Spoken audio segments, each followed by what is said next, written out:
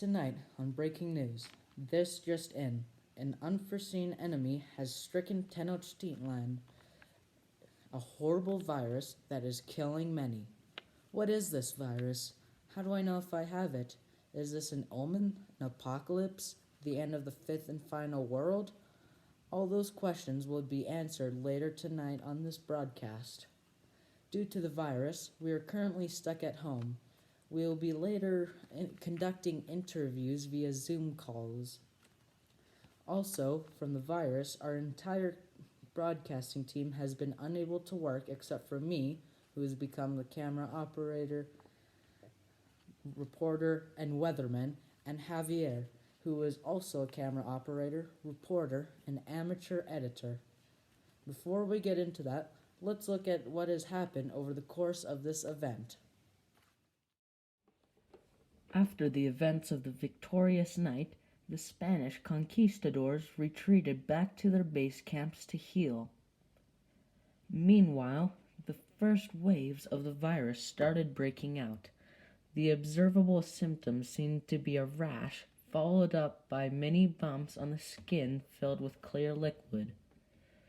This virus has unfortunately killed many so far, with an estimated 250,000 people, including Tlatelolco, who was chosen leader after Moctezuma II died during the victorious night.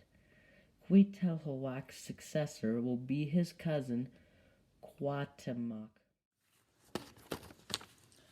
Now, with all this, it's time to answer some questions addressed earlier with an interview I will conduct with Javier, who is stuck in his room because everyone in his household has the virus.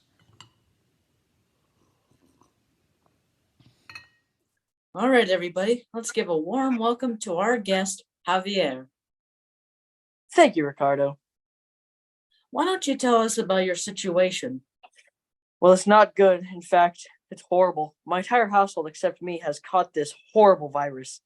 And one of them thought it was a good idea for them to get the entire house while I stay in my room. And why is that such a problem? Other than space, of course. Well, if I got the house and everyone stayed in the rooms, I could cook food and give it to them without being in contact with them. Instead, I'm in my room with limited food, and they can't give me any because they're probably contaminated. Oh, that's horrible.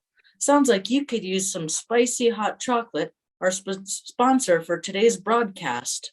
Yum, that sounds delicious. But unfortunately, I ran out of it because I had so much of it. Oh, well, that isn't good. So, how did the virus seem to start? Well, that started with one of the household members coming home with severe back pain and a high fever. About 2 days later, he had bumps full of clear liquid all over him.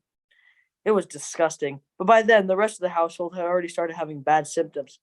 Some of them eventually also got the bumps with clear liquids.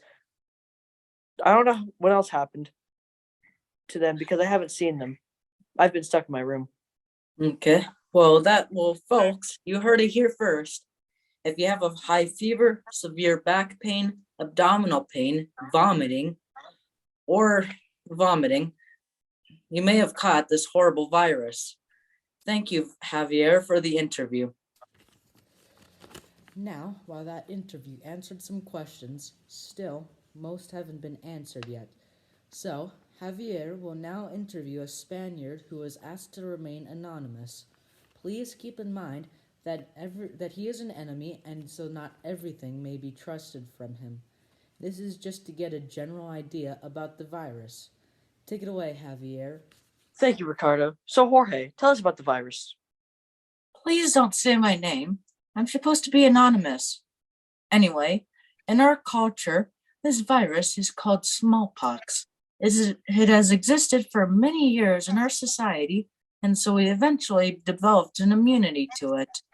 We must have carried it overseas and not known because nobody had any symptoms of it.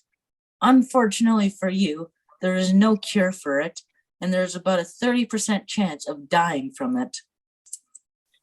That's horrible. Anyway, we're starting to run out of time, so let's all say goodbye to our special guest, Jorge Carrero Razmeda.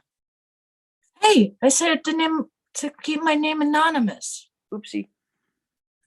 This isn't funny. This is a big oops. You know what they'll do to me knowing that I gave information to you people?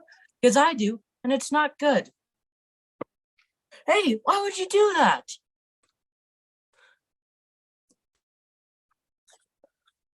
And we're out of time for this segment. Back to you, Ricardo. Thank you, Javier. And now to end tonight's broadcast is the weather report presented by me.